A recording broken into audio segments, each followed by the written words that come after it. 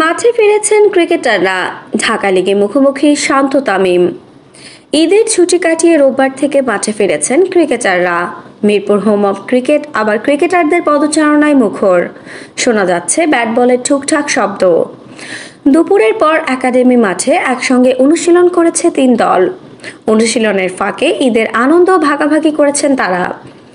তামিম, মুশফিক, মাহমুদুল্লাহ, শরীফুল, তাওহিদরা মাতিয়ে রাখেন একাডেমি মাঠ। ঢাকা লিগের 10 রাউন্ডের ম্যাচকে সামনে রেখে শুরু হয়েছে অনুশীলন। সোমবার মিরপুর শেরেবাংলায় মুখোমুখি হবে দুই হট ফেভারিট দল, আবাহনী লিমিটেড ও প্রাইম ব্যাংক ক্রিকেট ক্লাব। শিরোপার লড়াইয়ে এই দুই দলই বিগ বাজেটের দল বানিয়েছে। তবে আবাহনীর লড়াইয়ে অনেকটাই এগিয়ে। 9 ম্যাচের সবকটিতে জিতে তারা ধরাছোঁয়ার বাইরে। অন্যদিকে প্রাইম ব্যাংক 9 ম্যাচে 6টিতে জিতে রয়েছে একটু পিছিয়ে।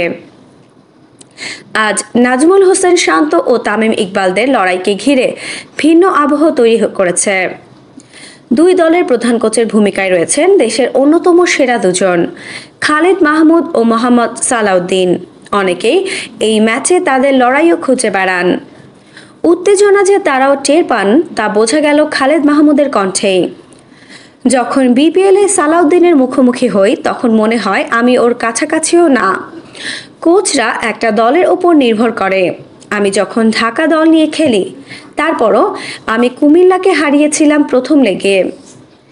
বিপিএলে একটা পার্থক্য থাকে, কিন্তু প্রিমিয়ার লিগে আমরা দুই দলই কাছাকাছি। সালাউদ্দিনের দর্শন ভিন্ন, আমার দর্শন ভিন্ন। আমার কোচিং একরকম, ওর কোচিং আরেক রকম। বাংলাদেশের অন্যতম সেরা একজন কোচ, এটা অস্বীকার করার উপায় নেই। বিপিএলে যখন ওর অনেক স্ট্রং দল নিয়ে খেলে তখন কথা বলার সুযোগ থাকে না, কিন্তু ঢাকা লিগে গত কয়েক বছরে সালাউদ্দিন আমার দলের সঙ্গে পেরে উঠতে পারছে না। আবাহনী জাতীয় দলের ছায়াদল তৈরি করে স্কোয়াড সাজিয়েছে।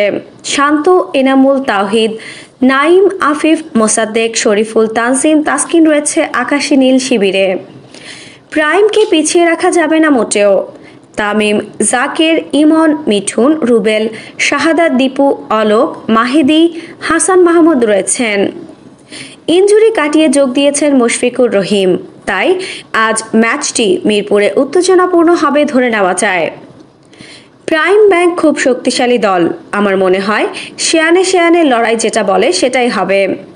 মুশফিক আশায় শক্তি বেড়েছে।